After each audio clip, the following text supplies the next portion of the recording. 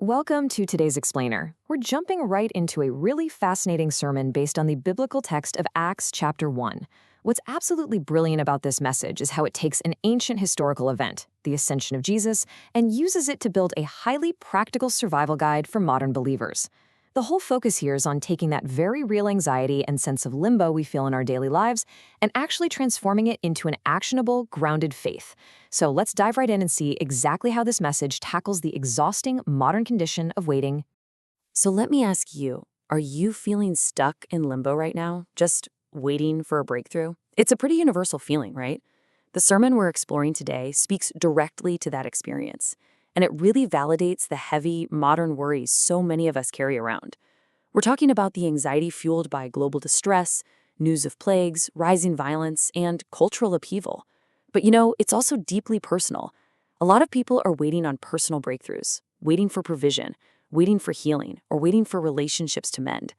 And honestly, whether you're holding your breath for life-changing news, or you're just agonizingly waiting for a text back, limbo is exhausting. It's incredibly easy to feel totally paralyzed, stuck in this weird state where you aren't where you used to be, but you sure aren't where you want to be either. And that feeling of paralysis leads directly to this really powerful, relatable imagery from the source. Quote, "We begin to spiral and begin to drown in our thoughts." When we start fixating on the how much longer and when is this going to end, the sermon points out that we get put on a complete roller coaster of emotions. We literally start drowning in our own anxiety.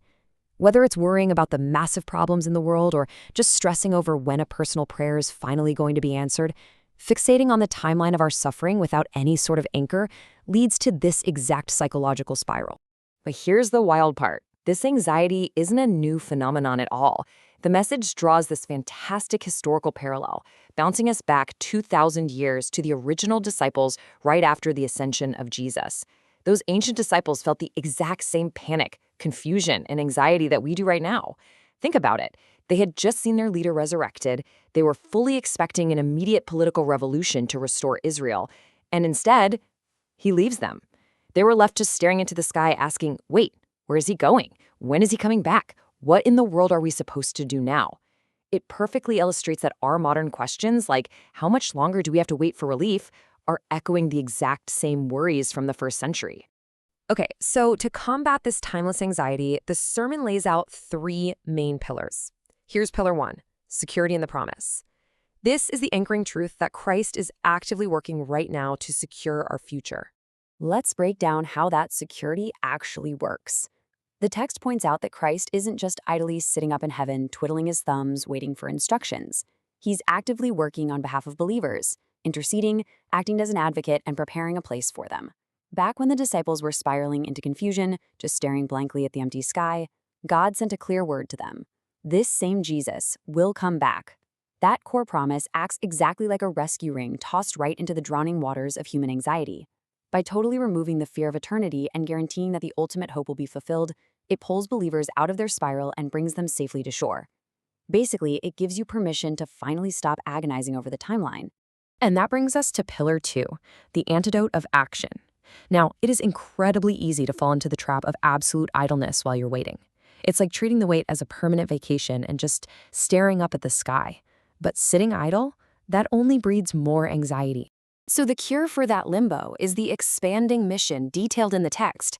Jesus tells them to go be witnesses, starting locally in Jerusalem, then expanding out to Judea and Samaria, and finally to the ends of the earth. The sermon beautifully translates this geographically expanding radius for us today. It means sharing the good news starting right in your own home or neighborhood, extending that out to your wider community and coworkers, and ultimately reaching the broader world. And here's the kicker.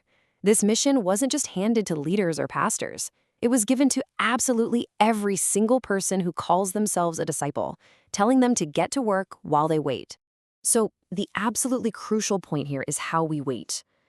Instead of scattering and hiding in fear, the disciples in Acts chapter 1 adopted a really active posture.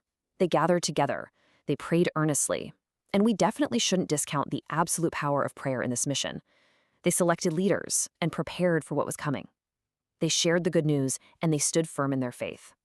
And this is the exact posture the sermon urges modern readers to adopt. While you're waiting for that personal breakthrough or that answered prayer, you are called to actively prepare and serve, rather than just procrastinating in fear.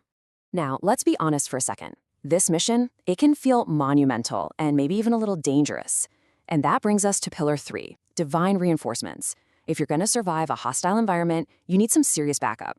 The text explains that Jesus actually front-loaded these reinforcements. He didn't wait for the disciples to be in deep trouble before sending help. He equipped them with the Holy Spirit right from the start. Look, on our own, we are totally bound by human limitations. Our arms and legs grow weary, we rely on flawed earthly wisdom, and we try to fight our battles with carnal weapons. But with the Holy Spirit, believers receive divine reinforcements. We're talking about unending power to keep advancing, divine wisdom to know exactly when to push forward, even when earthly logic says you should retreat, and spiritual weapons that are actually capable of pulling down strongholds.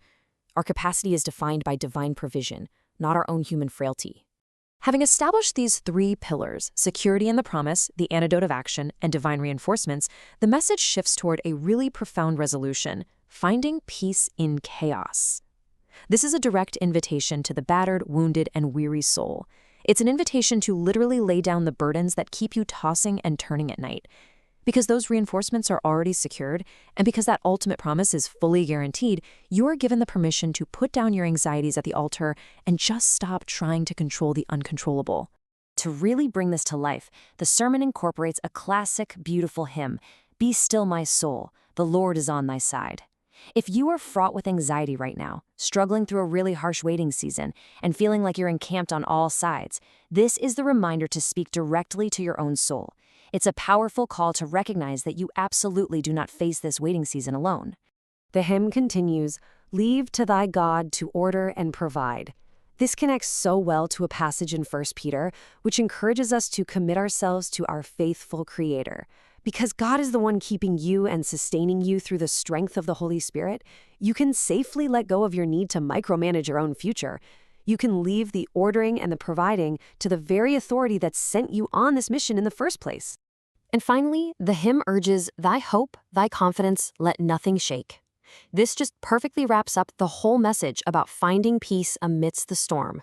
It's a final grounding reminder that whether you're waiting for a personal resolution in your own life or you're waiting for the ultimate fulfillment of the world's restoration, your foundation remains solid. The storms of doubt, the plagues, the global distress, none of it has to shake your confidence when you're anchored in the promises we've explored today. Which brings us to our final takeaway. We've seen how to reframe the anxiety of waiting into a call for active faith. So, I want to leave you with this question to ponder.